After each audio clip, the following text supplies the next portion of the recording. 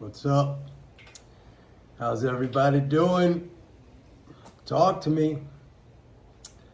Look, I thought it was today would be a good day for this.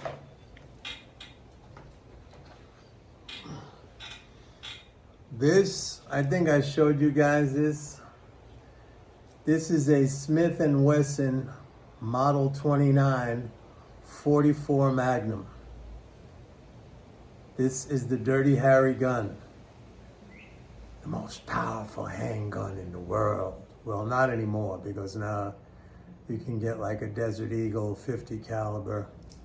But the reason I took this out today is because President Trump, he used that line, "Go ahead, make my day." And he used that line to dare, I think it was Alexandria Ocasio-Cortez, this dummy, this idiot from New York, who she wants to impeach him for, the B-2 bombing raid over the weekend. What a bunch of idiots. What a bunch of idiots.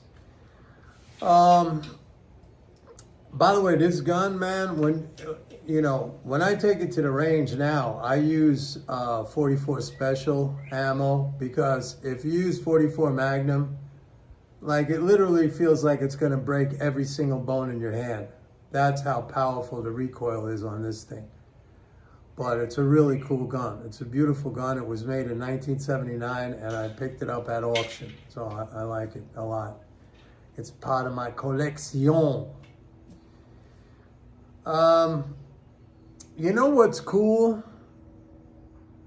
I don't think you know this. You probably heard it, like, we got to work 4 months to pay our taxes. I actually graphed it out. I've sent it out to my subscribers. Like, since the April 15th tax drain, and how much was drained out of the balances of the non-government, us, and then it's still not back to where it was on April 14th. I mean, there's like 170 billion left to go. I mean, the thing was like 500 billion or 400 something billion drained out of our balances. Normally that's a very negative thing for the market and the economy. And that's why they say sell in May and go away. Like, everybody's balances get drained out in April when we got to pay these ridiculous taxes, and they finally get recovered by the summer, and then we have this summer rally. By the way, just to mention on a side note, we're almost at new all-time highs in the S&P and the NASDAQ, okay? And I've been telling you guys, like, don't go against the flows. Don't go against the flows. Buy every single dip. The flows are strong. Getting back to the tax thing, so why didn't it happen this time? I'll tell you why it didn't happen. And I have been telling you why it didn't happen, because actually the tax drain this year worked in our favor. Well, Mike, what do you mean it worked in our favor? It's a tax drain. You said it reduced the balances. Yeah, but now remember I told you that, remember the bilge pump analogy? When government spending, what happens with government spending is it causes reserves to pile up in the banking system, and those reserves have to be capitalized. So it just mucks up the whole financial system, because you're dumping a whole bunch of assets into the system that are low yielding assets that have to be capitalized. So it's like a heavy burden. Remember, it's like the boat example that I gave, where you have this big wave crashing into the boat, and with the potential of sinking that boat. But that's why you have a bilge pump that pumps out that water that comes into the boat. Now, the bilge pump has been inoperable. What do you mean, Mike? What do you mean the bilge pump? The bilge pump in this analogy, that's Treasury sales. And Treasury sales, which are nothing more than a reserve drain. I thought it's borrowing, Mike. I thought the government has to sell bonds to borrow money. No, it's nothing more than a reserve drain. And since the Treasury is operating under the debt ceiling, which doesn't allow it to really function, that's like a bilge pump that's just barely functioning. So along comes a tax drain, and it did the work for us. It cleaned out some of the excess water in the boat, right? It drained out some of those reserves, and it allowed the system to function fairly normally. And so after that whole crazy, what was the tariff fight back in April when everybody panicked and went crazy, now we're back just about at new all-time highs. And once Congress raises the debt ceiling, I've been telling you guys this, everything I tell you is happening. Once Congress raises the debt ceiling, we get back to normal functioning, the bilge pump is running, and we're going to get into a new leg of the bull market. The only thing I would caution, and it's not really a caution yet, but I'm just saying that some of these Doge cuts, especially the layoffs, the government worker layoffs, and I think I said this yesterday or the other day in my video, is that those things are not going to show up really until October, because people who accepted the resigning or the layoffs or whatever you want to say when that was proposed to them, they were able to receive their normal paycheck through the end of September. So that's going to end. Okay, that's going to end. The other thing that I said yesterday is the rescissions. Rescissions are cancellations of government contracts. We may start to see that trickle through, but so far I don't see anything in the flows. The flows are like, they're just like that. And that's why I've been saying, like, every time we get one of these crazy, panicky headline moves, you got to buy into that. This is a tsunami of fiscal flows. Nothing else to say. This is like a freight train. I mean, you got to get on board. If not, it's just foolish. The other thing is, we've seen in the past couple of days some really, really great examples of the foolishness of headline trading. All right? With the war, everybody panics and sells.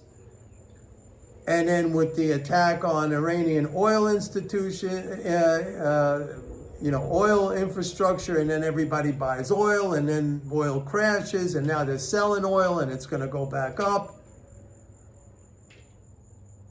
With the closure of the Straits of Hormuz, and then they buy oil again, and then, okay, we're not doing that. China's going to be able to buy its oil, and then it goes back down, and then they're selling.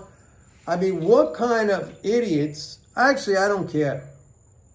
I don't care because, like I said, I'm happy when you get this kind of emotional, panicky, knee-jerk, very unsophisticated, neurotic action in the markets that people... I used to do that too, like at the beginning of my career. Like, seriously? Like, you think you're the only one who saw that headline and you're going to jump in there? I mean, this is so classic. It's so classic. If you've been around as long as I have and you see this stuff get repeated over and over and over again, this behavior, you really start to wonder, like, what is wrong with these people? But they're just writing checks to you if you can control your emotion. If you don't do what they do, I've said many times that if you don't want to go with the MMT understanding, if you don't want to go with the fiscal flows, if you want some kind of really, really rudimentary system that basically works, you just go against emotion and make sure to separate yourself.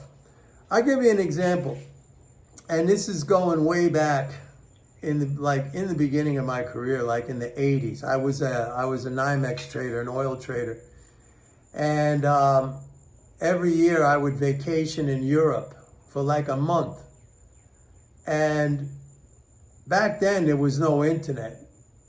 And you really didn't have any kind of real-time connection to the markets unless you were, on Wall Street. Once you got away from that, I mean, basically what I used to buy the newspaper, the International Herald Tribune, I used to buy that. I'd be like in Switzerland and Geneva. I'd pick it up in the morning and I'd read the closing prices from the day before. And then I'd go about my day. So I was completely separated from the markets. I didn't have that any kind of emotional input that may have happened if I was there watching it. And those were some of my most profitable moments when I was on vacation in Europe. I would see something in the newspaper from the day before. Maybe it piqued my interest. Maybe I thought, hey, you know what? There's an opportunity here. Like I was an oil trader. I'd see, for example, maybe oil was down a couple of days. I'd call my broker in New York. There was no freaking email. There was no text message. I literally called the guy up, put in an order at such and such a price. Then I would forget about it and I would go about my day, maybe take a hike up in the mountains, who knows, whatever, take a drive somewhere. A day or two goes by, I check the newspaper, my position is way up, I call up, take the profit. Relaxed, sitting at a cafe somewhere, maybe in Italy, having a glass of wine, followed by an espresso, nice meal. Why did that happen? Why was it like that? Why did I have such good results? Because I separated myself from the emotion. A lot of you are probably sitting there staring at your freaking screen all day long. You think Warren Buffett does that? You think Warren Buffett does that? I mean, he's out living his life, man. He's, and then he'll see something, maybe months go by. Remember when the market peaked out, like what was that, in late March or something like that? And all during that rise, we kept hearing in the news about how Warren Buffett was raising so much cash, and he was doing that for a long period of time. He was raising cash. And then he was waiting because whatever he uses as his metrics of valuation, he's a value investor.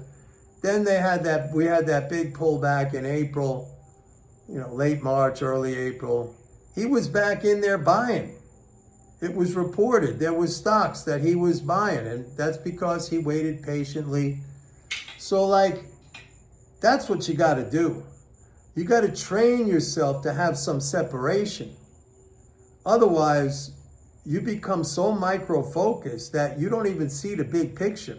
You have no clue about the big picture. That's why I love, I get these guys sometimes who come on board on my report, and after 2 weeks, they're like, this is not working for me. It's not working for them because they want to gamble. They're not even in it for the money. They don't even understand that is not even their motive. They think that's their motive, but it's not their motive. Their motive is action.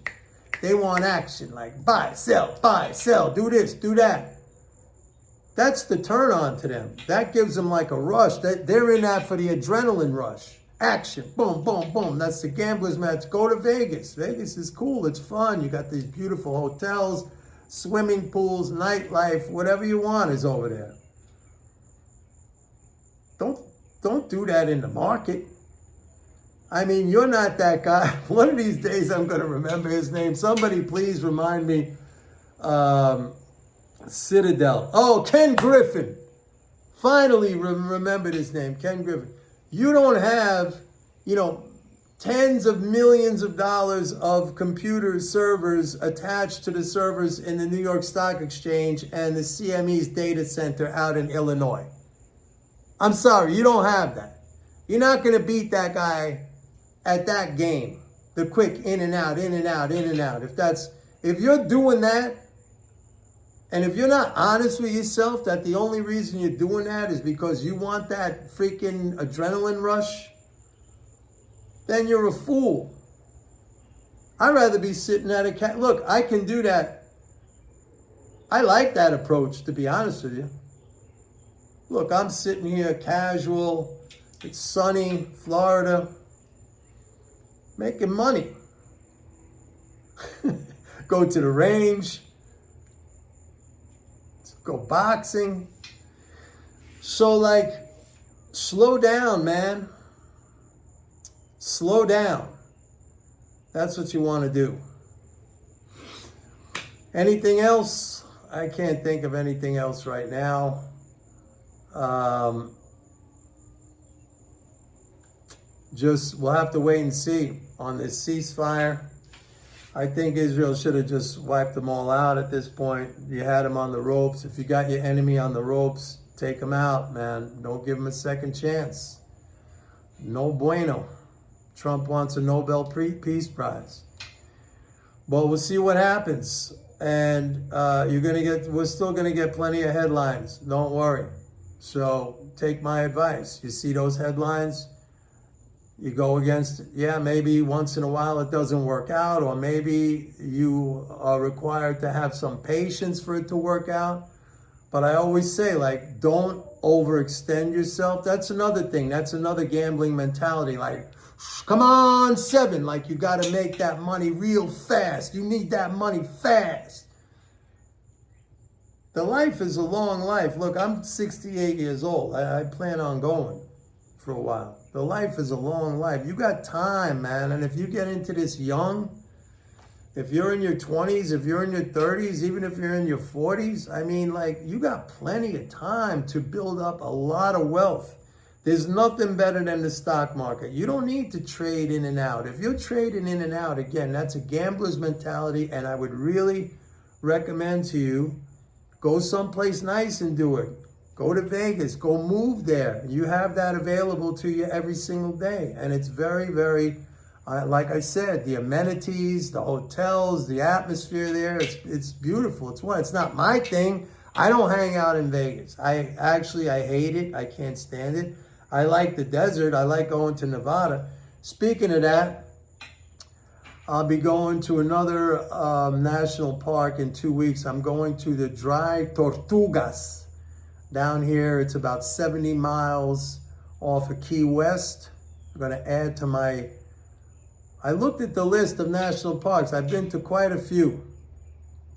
You know, all the big names I've been to: Yellowstone, Yosemite, Glacier, Rocky Mountain National Park, Death Valley, Mount Rainier, Everglades, Grand Canyon. I mean, a lot of them, man. I was just at Canyonlands and Arches. I showed you guys. So I'm going to Dry Tortugas. I think that's going to be cool. And I've been to Grand Teton, a bunch of them, man. Some in the east, Shenandoah. I don't know, I have to look at the list again, but there's still a lot on there. I think there's like there's over 40 national parks. Tell me what your favorite one is if you visited. Anyway, that's it for today, folks. Please like and subscribe. And don't forget, go to my website, pitbulleconomics.com. Sign up for a 30-day free trial to MMT Trader. See you tomorrow. Bye.